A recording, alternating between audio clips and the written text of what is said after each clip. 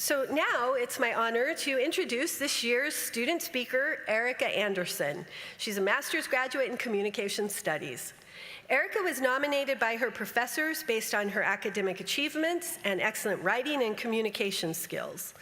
As an undergraduate, she was a radio and live event host, a presenter at the Modesto Area Music Awards, and the 2015 undergraduate student commencement speaker at CSU Stanislaus. As a graduate student, Erika has presented her work at our student research competition, where she placed first, at the CSU statewide competition, and at the National Communication Association Conference in Dallas. She's also served as a graduate teaching associate in the Introduction to Public Speaking course. Thankfully for us, she's willing to engage in one more speaking challenge, so please help me to welcome our student speaker, Erika Anderson.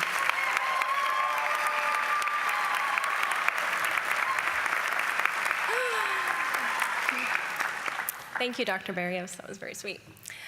Welcome, Masters, and congratulations, class of 2018. My name is Erika Anderson, and today I stand here in defiance of everyone who told me that I couldn't.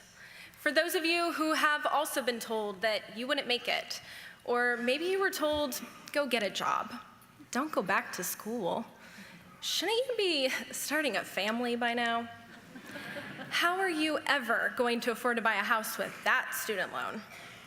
If, like me, you pushed back against those voices who said no, even when those voices were mostly of your own making and were the doubts in your own head, but you pushed forward saying yes, give yourselves a round of applause because we deserve this.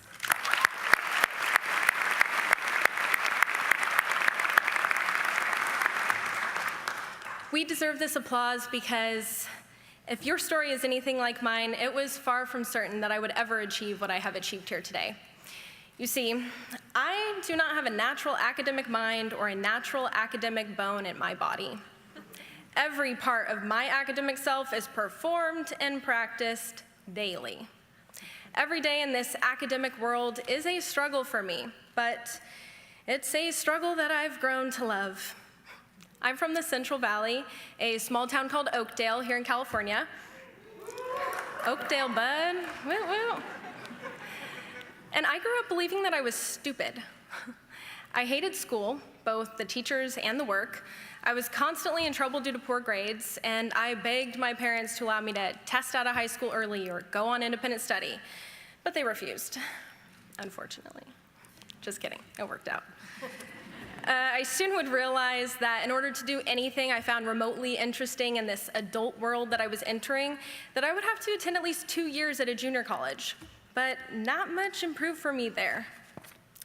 As a first-generation college student, I just constantly felt that while I was trying my hardest to work within this system, that it was working against me.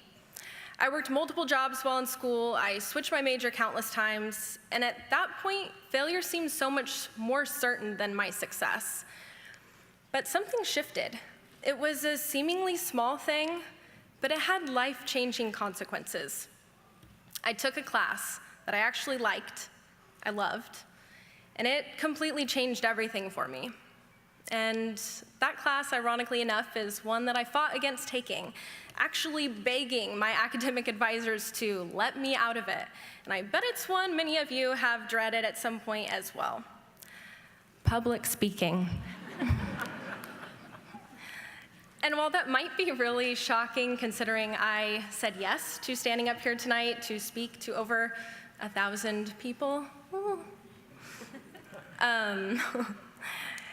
I am so happy that they forced me to enroll in that class anyway, because it completely changed my life. In that class, I fell in love with public speaking, with communication studies, but most importantly, in that class, I learned how to learn. It changed my perspective, and communication studies opened my eyes to a piece of the academic world I never thought could exist. And maybe as I say this, some of you are reminded where that moment took place for you, where all of a sudden you just knew what had been missing. And maybe you, like me, perhaps didn't even realize that you were taking the very first steps on the long journey that would lead us to where we are today. Today, I stand before you as a public speaking instructor, leaving CSU Chico with my Master of Arts degree in Communication Studies. Certainly not a goal I set for myself those years ago when I was pushing to get out of taking the very class that changed my life. And of course, I doubt that it has all been smooth sailing for any of us. I know that we all have come from different paths to reach this moment, but I'm certain that we have all had to be strong to get through these years and years and years and years of school.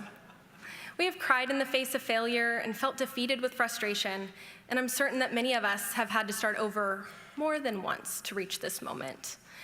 I also know that many of you have gone through different and probably more challenging examples than my story that I just told. For example, I know that some of you are dreamers, DACA students, who have faced great uncertainty, fear, and threats, but you have not let that trauma stand in the way of your success. To talk about grad school a little bit, to put it mildly, graduate school is an interesting time of trial and error, a love-hate relationship. Am I right?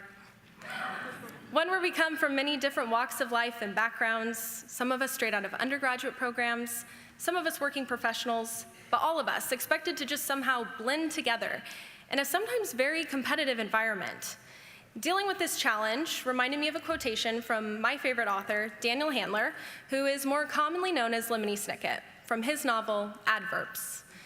It's not the diamonds or the birds, the people or the potatoes. It's not any of the nouns. The miracle is in the adverbs, the way things are done. It's the way love gets done despite every catastrophe.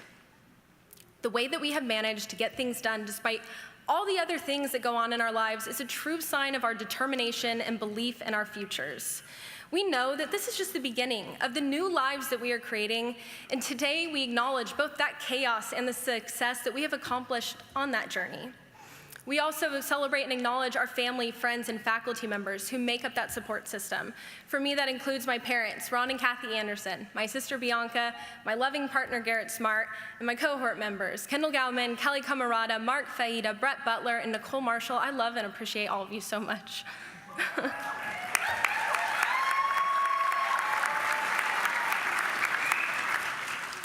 I want to close by reading one more quotation, one that I often share with my introduction to public speaking students who, incidentally, are forced to take public speaking.